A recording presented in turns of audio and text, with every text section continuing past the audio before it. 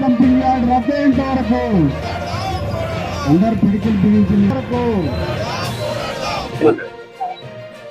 ఈ 10వ రోజు డంపింగ్ యార్డ్ వ్యతిరేక నిరసన దీక్షకు అధ్యక్షత వహించిన పెద్దలందరికీ మరియు ఇక్కడ ఉన్న కౌన్సిలర్లందరికీ ముఖ్యంగా ప్రజలందరికీ కూడా నా యొక్క హృదయపూర్వక ధన్యవాదాలు తెలియజేస్తున్నాను.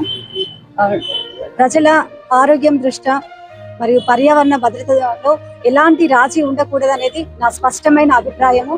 డంపింగ్ యార్డ్ అంశంలో ప్రజలకు ఏదైతే ఆందోళన ఉందో అది నివృత్తి చేయవలసిన బాధ్యత ప్రతి ఒక్కరి మీద మరి ప్రభుత్వం మీద ఉన్నదని నేను తెలియజేస్తున్నాను. ఆ రోజు అఖిలపక్ష కమిటీ సమావేశానికి నేను హాజరు కావడం జరిగింది. ఆ రోజు వారికి నేను ఒక మాట ఇచ్చాను, ఏంటంటే మా ఇన్ఛార్జ్ గారి దృష్టికి తీసుకెళ్తానని, అదే విధంగా సంబంధిత మంత్రివర్గాల దృష్టికి నేను ఈ అంశం గురించి మాట్లాడతానని వారి దృష్టికి తీసుకెళ్తానని చెప్పడం జరిగింది. అదే విధంగా కౌన్సిల్లో కూడా ఒక తీర్మానం చేయడం జరుగుతుందని కూడా నేను వారికి సభాపక్షంగా మాట ఇవ్వడం జరిగింది. అదే విధంగా మేము ఎజెండాగా మొదటి అంశంగా తీర్మానించడం జరిగింది. కౌన్సిల్లో మా ఇన్ఛార్జ్ గారి దృష్టికి, ప్రణవన్న గారి దృష్టికి తీసుకెళ్లడం జరిగింది. సంబంధిత మంత్రివర్గం దృష్టికి కూడా మేము తీసుకెళ్లడం జరిగింది. నిన్న కూడా ఇదే అంశం గురించి నేను డంపింగ్ యార్డ్ సందర్శించాను. సమస్యను దగ్గరుండి చూసినప్పుడే దాని తీవ్రత అనేది మనకు అర్థమవుతుంది కాబట్టి నేను అక్కడికి వెళ్ళి సందర్శించడం జరిగింది. నిన్న కూడా మేము ఒక నిర్ణయం తీసుకోవడం జరిగింది. అతి త్వరలోనే దీని సంబంధిత మంత్రివర్గంను కలిసి ముఖ్యమంత్రి గారి దగ్గరికి వెళ్ళాలని మేము నిర్ణయించుకోవడం జరిగింది. ప్రజల భవిష్యత్తు మాకు ముఖ్యం, ప్రజల ఆరోగ్యం మాకు ముఖ్యం, పర్యావరణ భద్రత మా మొదటి ప్రాధాన్యత అని నేను తెలియజేస్తున్నాను. ప్రజలకు హాని కలిగించే ఏ ఒక్క పనిని కూడా నేను సమర్థించను.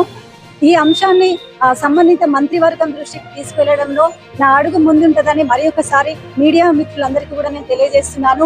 ఇది మన ఒక్కరి బాధ్యత కాదు, ప్రజలందరూ సహకరిస్తేనే ఈ అంశాన్ని మనము ప్రభుత్వం దృష్టికి తీసుకెళ్తాము. మన పోరాటం అనేది బాధ్యతాయుతంగా చట్టబద్ధంగా ఉన్నప్పుడు ప్రతి ప్రభుత్వము సానుకూలంగా స్పందిస్తుందనే నమ్మకం నాకు ఉన్నది. ఇందుకు మీడియా మిత్రుల సహకారం అవసరం, ప్రజలందరి సహకారం అవసరం, అధికారుల సహకారం అవసరం, మంత్రుల సహకారం అవసరం అని నేను మరి ఒకసారి తెలియజేస్తూ ముగిస్తున్నాను. గత 10 రోజులుగా కరీంనగర్ జిల్లా హుజురాబాద్ ప్రాంతంలో సరిహద్దు ప్రాంతమైనటువంటి సిరిసిల్ల గ్రామం లోపల ఎలాంటి ప్రజాభిప్రాయ సేకరణ చేయకుండా జనావాసాల మధ్య తలపెట్టినటువంటి ఒక డంపింగ్ యార్డ్ను విరమించుకోవాలని చెప్పి కోరుతూ అఖిల పక్షాలు, వివిధ ప్రజా సంఘాల ఆధ్వర్యం లోపల భారీ ఎత్తున నిరసన ఉద్యమం జరుగుతుంది. ఈ రోజు కూడా వేలాది మంది ప్రభుత్వ పాఠశాలల తర్వాత ప్రైవేట్ పాఠశాలల విద్యార్థులు కూడా మానవహారంగా వేలాది మందితో ఇక్కడ మానవహారం నిర్వహించి నిరసన తెలియజేయడం జరిగింది.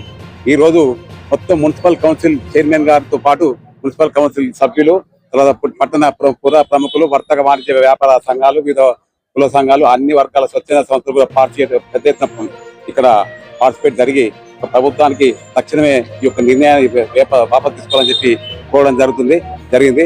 అలాగే మేము కూడా ప్రభుత్వానికి అప్పీల్ చేస్తున్నాం, ఇప్పటికైనా కూడా ప్రజాభిష్టానికి వ్యతిరేకంగా తలబెట్టినటువంటి ఈ డంపింగ్ యార్డ్ను ప్రజల అభిప్రాయాన్ని గౌరవించి తక్షణమే విరమించుకొని ప్రజల యొక్క మన్ననలు పొందాలని చెప్పి ఈ ప్రభుత్వానికి కూడా మేము ప్రత్యేకంగా విజ్ఞప్తి చేస్తున్నాం. ఎందుకంటే ఇది జనావాసాల మధ్య నిర్మిస్తే చుట్టుపక్కల ఒక 40 కిలోమీటర్ల రేడియస్ తోని ఉమ్మడి జిల్లా ప్రాంతానికి కూడా నష్టం జరుగుతుంది. మేము డంపింగ్ యార్డ్ వ్యతిరేకం కాదు, కానీ జనావాసాలకు దూరంగా ఈ యొక్క డంపింగ్ యార్డ్ను ఇక్కడికి వెళ్ళి జనావాసాల మధ్య తలపెట్టినటువంటి డంపింగ్ యార్డ్ను తరలించాలని చెప్పి మేము ప్రభుత్వానికి విజ్ఞప్తి చేస్తూ ప్రజల యొక్క ఆందోళనను మన్నించాలని చెప్పి పాలకులకు మరొకసారి విజ్ఞప్తి చేస్తూ ఇది ఎవరికొరకు అందరికీ సమిష్టి బాధ్యతగా అందరూ మేము ఈ యొక్క ఉద్యమాన్ని చేపడుతున్నాం. మేము ఎవరికి వ్యతిరేకం కాదు, కేవలం ఏంటంటే ప్రజల అభిష్టం మేరకు జనావాసాల మధ్య నుంచి ఈ యొక్క డంపింగ్ యార్డ్ను విరమించుకోవాలని చెప్పి మేము ప్రత్యేకంగా విజ్ఞప్తి చేస్తున్నాం.